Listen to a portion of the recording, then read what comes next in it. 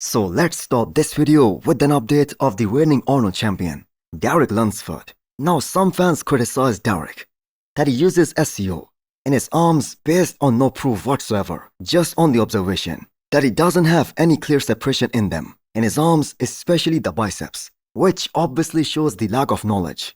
It's Derek's genetics, and he will never have peaky biceps. No matter what he does, no matter how he trains, he can never have biceps like Nick Walker.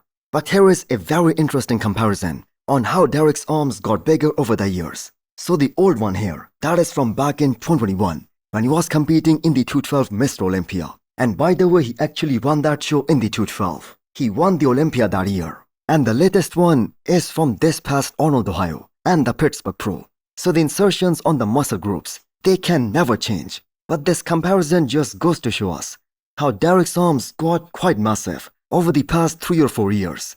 And this is the area where he will continuously put in more work.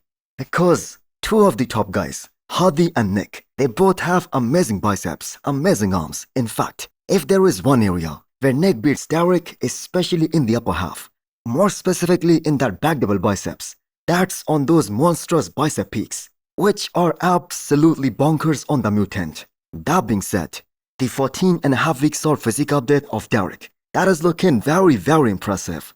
And we have to keep in mind, he hasn't even started the diet just yet. He hasn't dropped the hammer.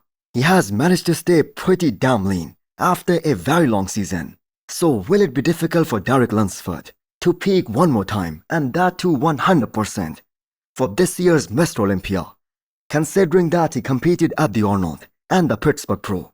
Well, I do think absolutely yes. Peaking one more time obviously is gonna be very difficult. But can it be done? Obviously yes. And the reason I'm saying that is because the same thing happened with Hadi Choopan too last year.